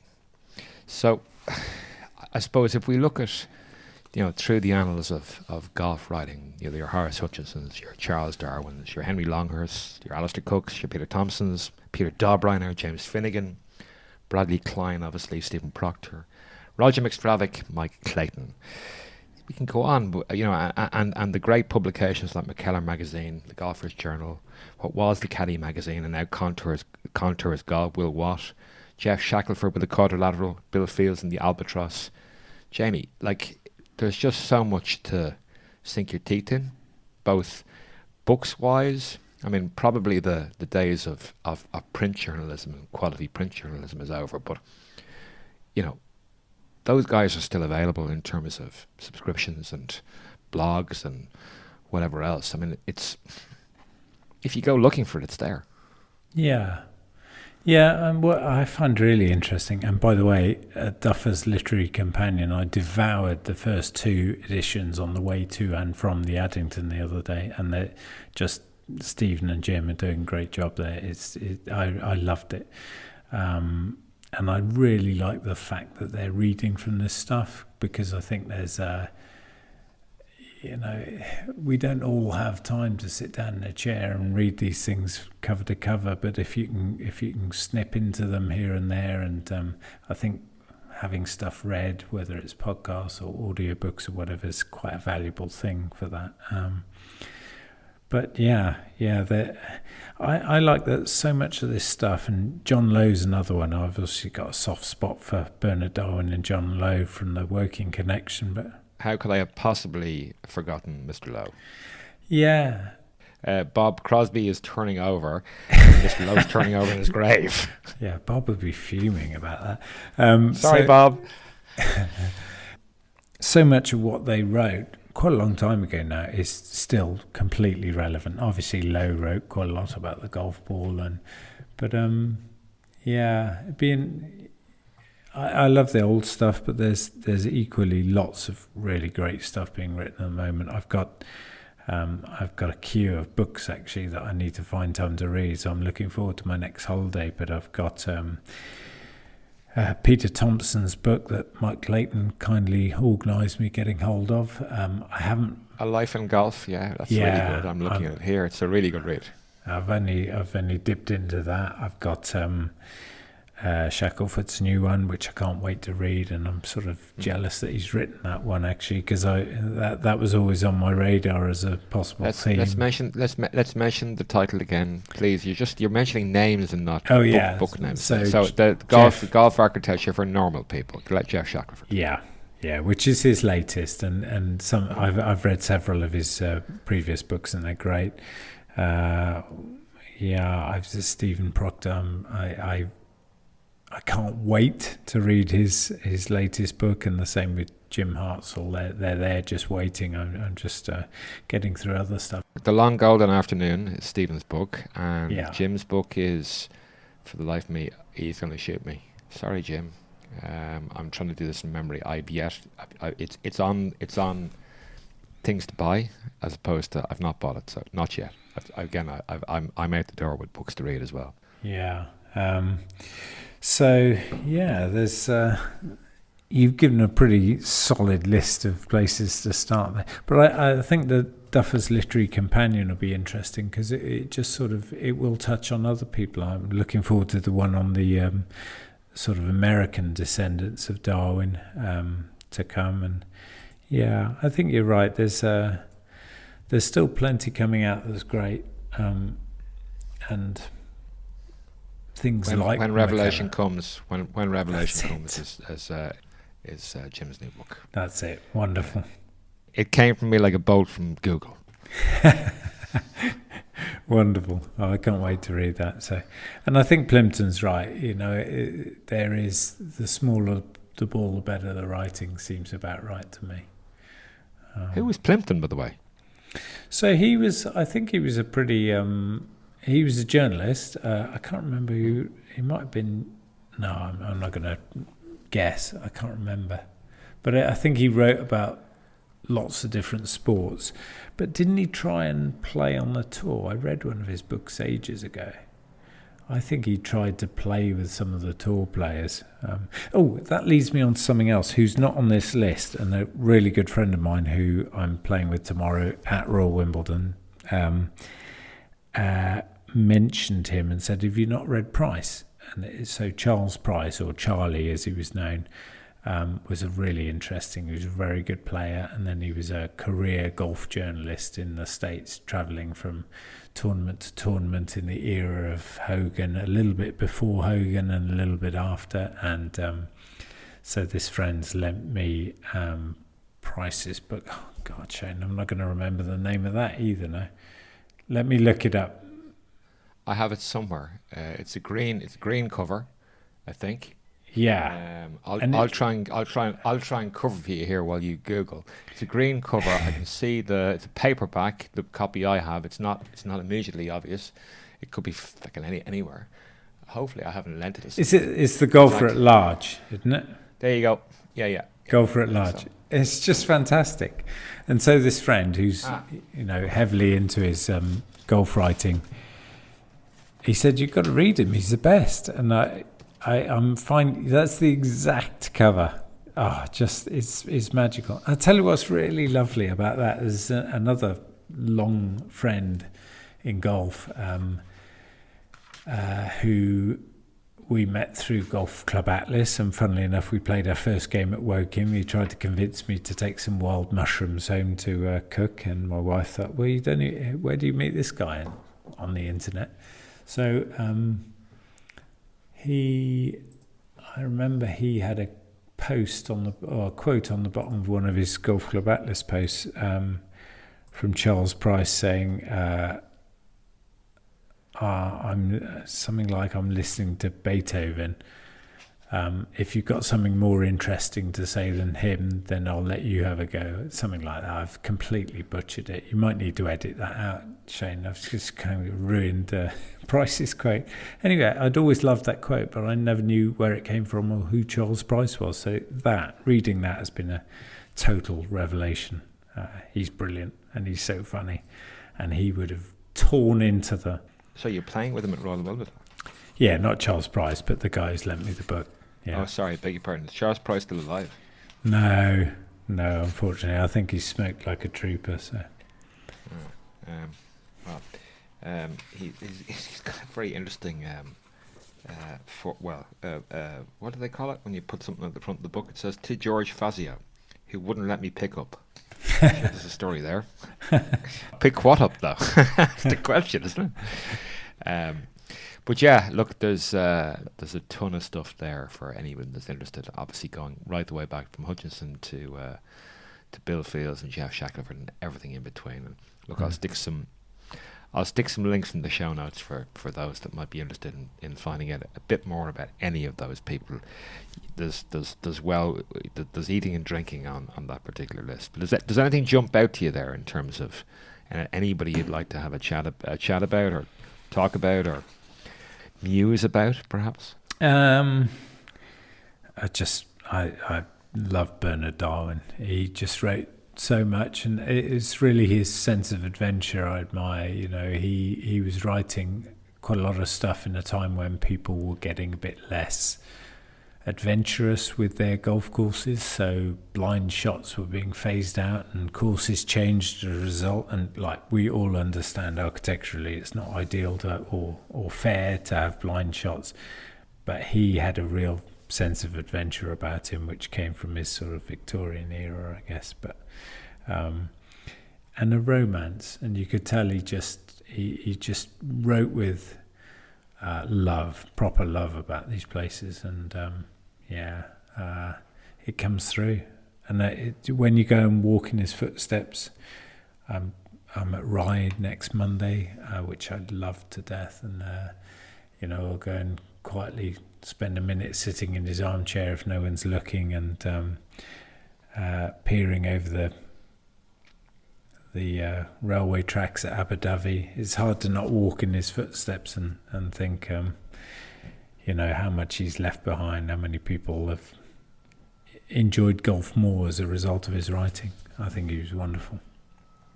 I have an idea related to Darwin, but I'll come on to that later. No, it fits in.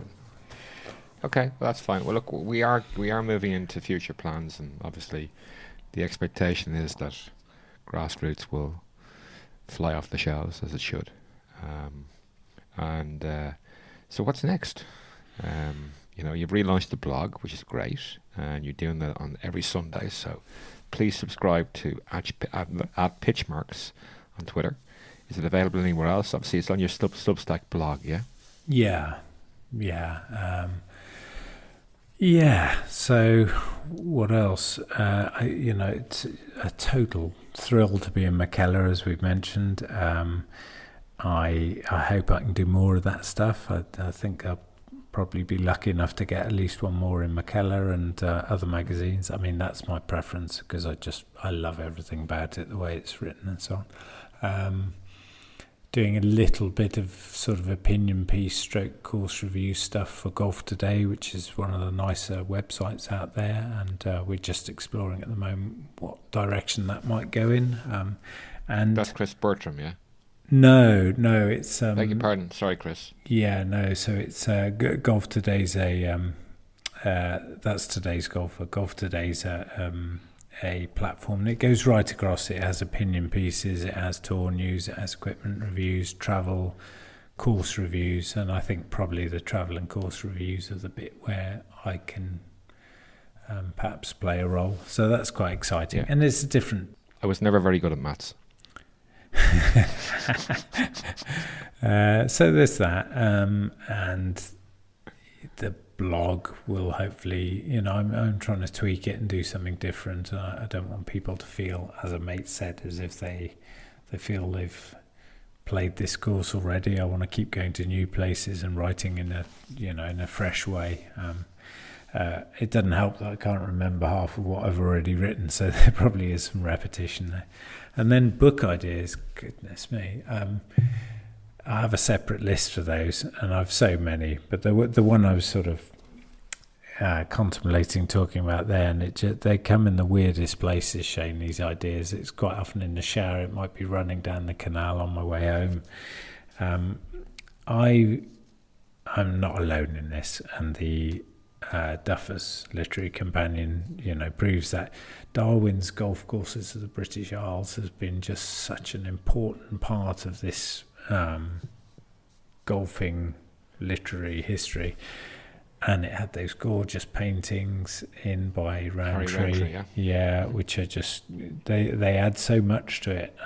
Which, as a complete aside, just as you mentioned them, there's actually a limited edition set of prints actually taken from the originals that Jasper Miners has available for purchase on a Value 18. I saw that. So if anybody, they're small, but they're oh so well proportioned. And if anybody has not seen them, like all of the, and there's actually I think it's 3 for the price of 2 or something like that offer on as well. So we'll stick a link to that as well, given the fact that Jasper's a friend of the pod as well. They're just exquisite. Yeah. By the way, I loved your catch up with Jasper. It was classic. It was loose as. We had a great time. Mind you, he was lying in bed swilling Caroon, whatever the hell that is. Yeah, I wasn't sure what that was. I had to look that up. Anyway, the Golf Course of the British Isles, and it's been republished and so on, but I just got this sort of vague idea circulating in my head of going to revisit those places, stepping in Darwin's footsteps and sampling, seeing what they're like these days through the modern lens, and harking back to the times when he visited, and sort of maybe make it vaguely biographical as well at the same time, and where Rountree's gorgeous images came in, maybe do that in a different way and have some sort of more interesting photography of these places. I don't know, that was a fairly random thought, but the project of going to go to those places he went to and see them through his eyes and absorb how he felt when you read those bits while I'm at the venues. I found that quite interesting. Well, needless to say, Portmarnock and Dollymount, as it's called, but Royal Dublin are both mentioned in Darwin's 1907 opus. Yeah. So if that could be of any assistance to facilitate both Royal Dublin and Portmarnock, I'm quite happy to do that. Wonderful. That's a date. Thank you. What else? So you're working your way through Mulligan. I have an idea around a sort of similar book, really, based through 18 holes at Muirfield. I've been there twice in the last couple of years, and I waited 30 years to go to Muirfield, and when I first went there, I played Hickory speed golf, and I was well under an hour, which isn't that much faster than the typical foursome round there. But I went back recently and had was lucky, had a proper tour from one of the members who's just who's the recorder actually at the club, just lovely man, and so that's percolating in the background. Shackelford's golf architecture for normal people, when I was sitting on tees mowers back in Mitcham, I had in mind some sort of book that explored turf science in a non-scientific way, and so that's something I would like to do if it helped people. And you've seen a bit of that in Mulligan, so I don't know quite where that goes. And then long players is something that's the sort of idea that I'm just quite interested in. The notion of I love the experience of the new, going to visit places for the first time. I've got a couple coming up I'm really excited about. Piltdown, I've never been there. Western Gales. Peltdown, is that not what happens when the rain falls out of the sky? No. Piltdown. Yeah, I got you. Sorry. It's that voice of yours luxuriating over words. So I had this, I quite like, and I'm having it with West Byfleet at the moment, the experience of just getting to know a place, and you play it again and again and again, and over 3 visits, 10 visits, 50 visits, you just kind of, you get to appreciate the subtlety of the design, and that's happening here at the moment for me. I absolutely love it, and I've had half a dozen great golf courses over my lifetime where I've got to know them really well. Deals one, obviously working New Zealand, Wimbledon. They just give more and more, and I think there's something in that, and it sort of, to me, chimes in with great albums. No one listens to albums anymore. They just have an app on their phone that chucks up whatever it works out you want to listen to. But I love the getting a vinyl record out and sticking it on and putting the needle on carefully and listening to what the artist intended. And I think that's what you get with a golf course, a great golf course, is you sort of tune into what your Simpsons and Abercrombies and Colts of this world were all about. It's like layers of an onion, I think. So that'll keep me busy. Well, certainly, and no doubt there's a few other ideas percolating through that bonce of yours. But anyway, look, I know we've kind of spoken about this offline, as it were, and I guess where we find ourselves now at times can be a rather lonely part-time escapade in terms of writing and podcasting. And appreciation comes in many forms. And I guess I was struck... Sorry, I had a conversation with a good mate of mine from Adelaide when I was in Hilversum, actually, over my last day on the trip to the Netherlands. He said to me, how are you going to make money out of this? Like, you're investing a lot of time and effort and research and experience and, in money and hardware and, whatever else. I mean, that conversation sort of led me to put in my last blog post just a question in terms of, if you think about it, would you pay for the content that I produce, which obviously is currently free? It's a passion project currently, and it kind of made me feel uncomfortable in terms of, would I put it in or not put it in? And, I guess I've probably 350 or 400 subscribers, so nothing anywhere near your reach. But it's funny. I mean, it's no reflection on the people I send it to, but I've had 8 respondents, and predominantly some said yes, some said maybe, and some said hell no. So, as I said, appreciation comes in many forms. And just, I guess, in terms of trying to monetize content, it's just difficult these days. And it's not a reflection on you or me or anybody else. I mean, you push it out, but there's an expectation that it's free and there's no cost to it, and there's a value to it, surely, but I don't really know what I'm saying. I'm just really just waffling at this point in time, because this isn't really thought through, and it's very much sort of train of consciousness to a certain degree. But I guess, and I suppose I can afford inverted commas. I'm lucky I can afford to invest the time that's necessary to do this. But I suppose in many ways, did you start Pitchmarks with a view to monetizing it? Or, I mean, obviously you're now, I guess there's a critical mass involved as well. And again, I'm just talking. So please, Richard, there's not a question here. So just over to you. Yeah, it's interesting. I found the other day, I was looking for something else. I found some notes from back in that time when I just got a message back from Sam at Cookie Jar saying, "Oh, we'll push this out on tomorrow," or whenever that was. And I think I'd written down that it was a trial to see if anyone liked it, to see if it's any good.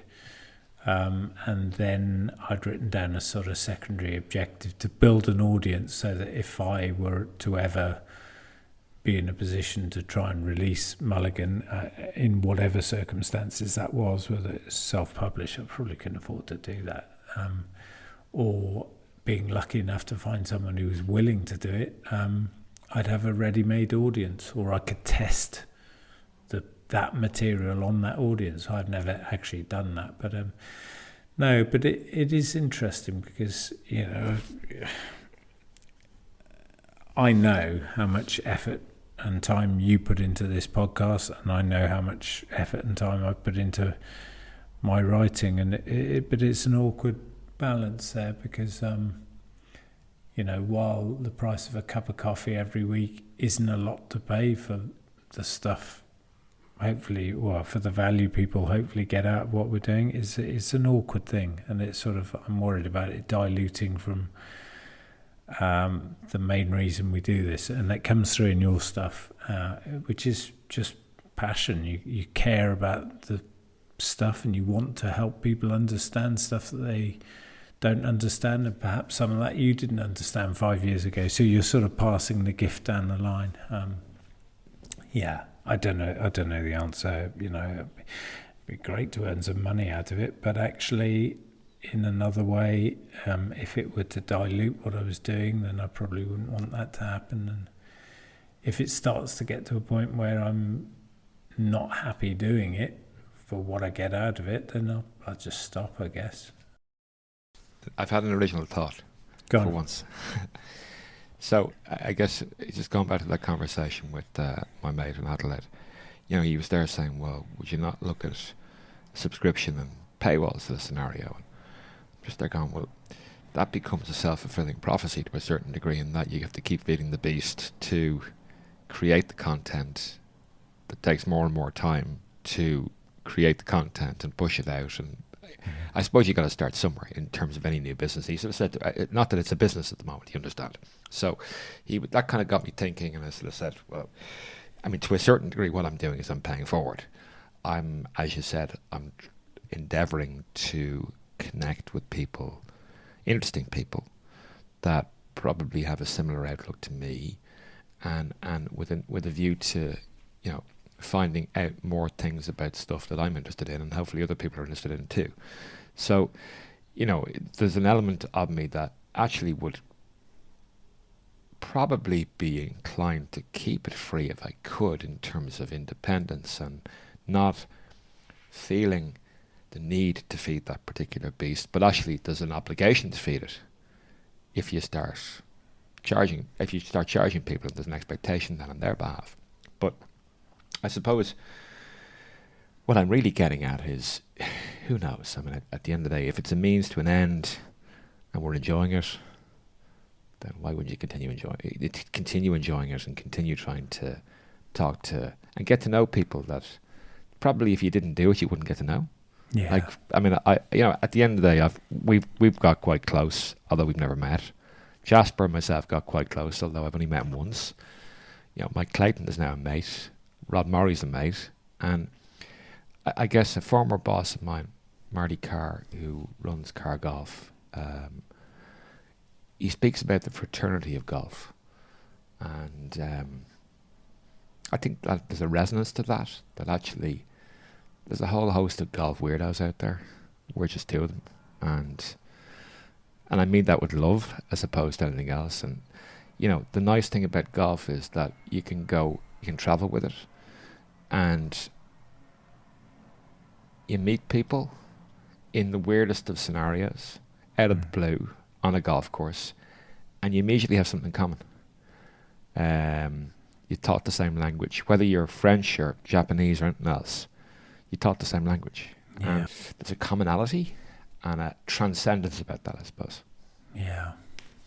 Yeah. Listening to you talk about it, I'm exactly the same. I think we're in this for love, and you put your heart and soul into doing something, and people can pick that up. They can smell it, and it pays back. I couldn't have believed a couple of years ago when I was contemplating quitting a perfectly reasonable job, that I'd be about to have a book of my own out there, and it might bring in a few quid, and it might lighten up some people's days or give them a tiny bit of joy to take out of it or whatever, and it might not, but for me that's just been such a gift that's come out of this whole thing. So the whole thing's been worthwhile already in my view. And when the occasional person, when people drop messages back, as I'm sure, I hope they do to you, because you're giving a lot to this community, that's just worth, you can't put a price on that stuff. So yeah. No, for sure. And look, it's the little things, the most unexpected things sometimes. Somebody says, and the most unexpected people say, I listened to it. I thought it was really good. Whatever that might be. And they're going, I didn't think that was your bag, And your friend, the publisher of Grant Books, reached out to me, and that meant a lot. Yeah. And he's just an example of the people that are cheering in the background for you and for me, and it's great, and humbled actually by some of the feedback and the help that I've been given. I'm sure you're the same. Yeah, 100%.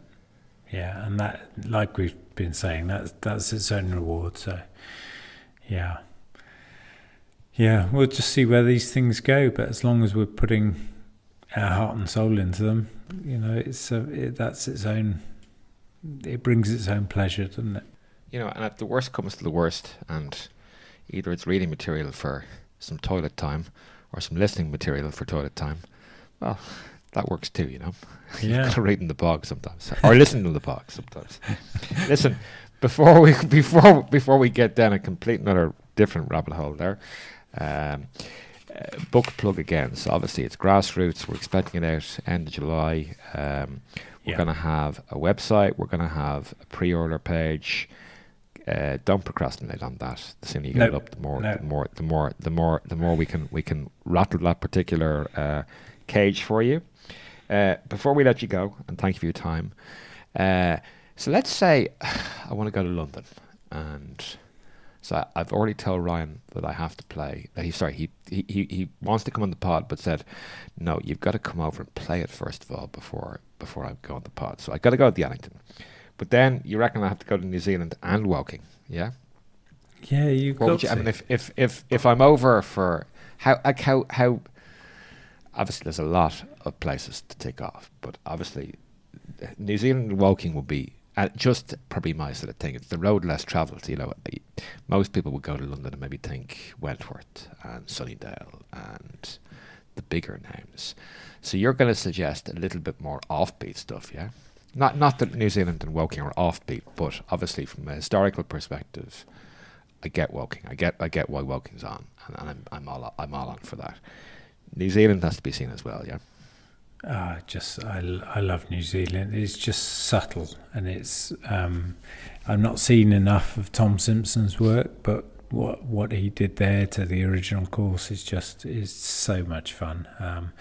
Swinley Forest is epic. It's a similar golf course, but on more contoured property. Let's think. Yeah, I mean, the Addington, just after 20 years away, it just blew me away. It's on a different scale, so you have to go there, and not least to meet Ryan, because he's incredible. To meet Ryan, and actually maybe even meet Mr. De Vries, who's actually there at the moment. Yeah, I saw that actually on the socials that he's around. Where else is near here? Shane Rye is just magical. But I believe that's the advice there is don't go in the summer because it's bouncy bounce. So you want to go in the winter because it's a winter golf course and it's a little bit more forgiving in the winter and not quite as bouncy bounce, but it's bouncy bounce in the winter too. Yeah, it's pretty bouncy in the winter. Yeah. There's a lovely piece Alistair Cooke wrote about going... Is it Cooke or Darwin, actually? No, I think it's Cooke. Well, they both actually wrote about the President's Putter in the first week of June, but I think it was Cooke's one where he looked out the window of the hotel and he just assumed there was no golf on, and he got a call saying, well, they're teeing off in 10 minutes. Anyway, Rye's, just go any season, any opportunity you get to go to Rye, go to Rye. Deal is wonderful. That's 2 hours from here, but if you're in the area. Where else is under the radar? The W's. So presumably West Hill, Worplesdon, and Woking. And Woking. They're all very, very good. They're all amazing in their own way, and they're very different golf courses right next to each other. I have a real soft spot for Worplesdon. I love it. It's one of those ones that's grown on me time after time after time. But quite frankly, any of those that we've mentioned, talk about long players and gaining a relationship with the place. I could play any of those for the rest of my life and just be completely happy with it. So, I don't think it'll work for your first visit, but I've just recently been back down to Minchinhampton Old, and I played Cleve Hill not so long ago for the 4th time, I think, really getting to know that, and Painswick. Are you trying to bring me over for 3 weeks? What the fuck is that? I think you need more than that. I think you need to sort of move here for a year. I think this is so much. Yeah, I lived in Brixton many moons ago. Right. Not again. I commuted from Brixton to Milton Keynes, would you believe, on a daily basis. That's long story. Commute. Yeah. That's an awkward commute to go and make. I did my first year in university. I didn't matriculate the second year, and I said, F that, I'm going to go off to London. London didn't quite work out. I was doing that commute and making double glazing for my father's cousin, who was kind enough to give me a job and pay for the transport and whatnot. Yeah, living in Brixton, bus. Actually, it wasn't even Brixton; it was West Dulwich. So West Dulwich to Brixton, tube from Brixton to Euston, intercity from Euston to Milton Keynes, and then a jalopy of a bus from there to the. Wasn't Leighton Buzzard, but that's about the only place I can remember. Anyway, however, won't be doing. So I won't be moving to London. Okay. Things are too good here in Dublin. I'm sure they are. I was just thinking though, it's about the people though. So the Addington with Ryan, come here and play West Byfleet. There's so much around here. There's not many bad golf courses. Yeah. Listen, before we let you go, because I know you've got a run to do, running home, and this is completely unscripted, and you don't know what I'm about to ask you. Oh, great! So, do you know that smell that you get after rain outside on a golf course? Yeah. How would you describe that? In if you were writing a piece on that, I know you're putting you on the spot here, so I'll try and fill a little bit of airtime while you have a think. But as far as I know, it's and correct me if I'm wrong. You're Mr. Outside, Mr. Bear Grylls, not quite Bear Grylls, but you get what I'm saying. David Bellamy, maybe, or certainly a former greenkeeper. So you kind of know what I'm talking about. I think it's the spores, fungal spores, is the actual where the sensation comes from. Is that right? Am I right in saying that? I'm out of my depth here. You completely got me there, Shane. I've no idea. Absolutely. Okay, well, you know what I'm. It sounds plausible. I should have just said, doesn't matter. Yeah, you've got it. Yeah, it doesn't matter what it is. I could be wrong, but I've got a pretty good memory. So I probably heard that somewhere. Okay, so I might be talking complete and utter shite. But if I am, fair enough. But irrespective, it's not about that. It's not about what it is. It's what does that smell make you feel, and how would you express that? I love the idea that it's sort of indicative of being able to go back outside. Not that I don't go out in the rain. I love the rain, particularly running in the rain. But most people sort of hide under an umbrella or a reef. I love that sort of freshness that comes after rain, and the fact A dry golf course with an irrigation system pouring water on it is not the same. So rain changes the whole ecosystem. It's not just the moisture on the leaf of the plant, it's the air all around it. It just transforms the place. There's a freshness to it. I don't know, my sense of smell's not actually that acute, Shane, so I'm struggling a bit. I have in mind that it might be a sort of citrusy smell. There's definitely just a freshness there, and some sort of sense of hope, I guess. God, you've absolutely nailed me there. I don't know what to say. It would take me about 3 weeks to write something about that. But there you go. There's an idea for a blog. But I mean, I wasn't trying to catch you out. It was something that you said probably about half an hour ago. And I wanted to ask you the question in terms of your... Actually, you know what it was? It was actually in relation to that sense of deeper being. And I actually didn't ask the question, but I thought actually that's too good not to get you to comment on it. So I'm sorry for putting you on the spot. No. But you know what? It is that sense, that sensory assault, maybe, if you are open to it. As you say, people sort of cover up and don't go outside, and the rain's never as bad as you think it is when you're out there. It's always worse when you're inside. Yeah, I love that idea. And we sort of listen to common opinions about all sorts of things, don't we, and put labels on all sorts of things. I think where I'm struggling there is I would walk in the rain or just after the rain when everything's sort of fresh and vibrant, and I'm not quite sure what words I'd put on that, because you can't put words on it. And that was part of the experiences I had as a greenkeeper, and I sometimes have now, because I think I'm a little bit more alert for details, because I'm likely to start writing nostalgic stuff about them.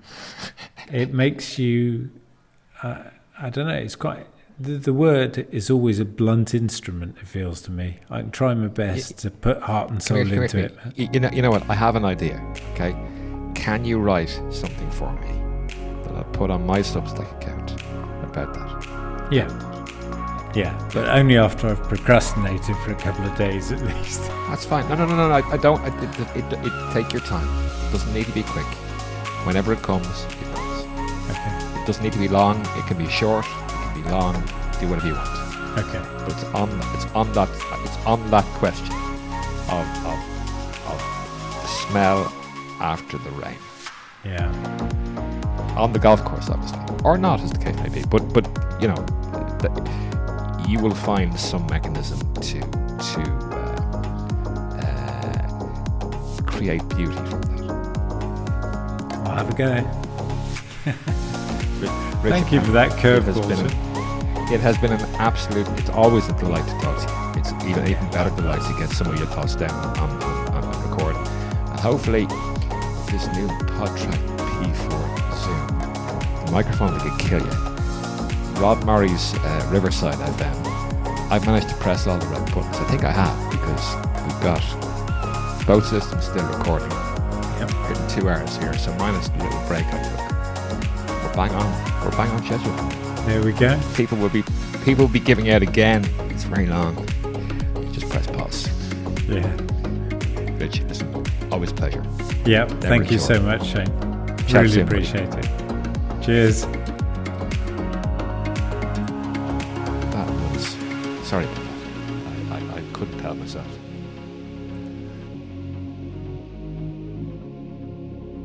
Many thanks for tuning in. As usual, you can find us online at firmandfast.golf or on Twitter at firmandfastgolf. Please continue to like, subscribe, and comment. It really is appreciated. Until the next time, happy golfing.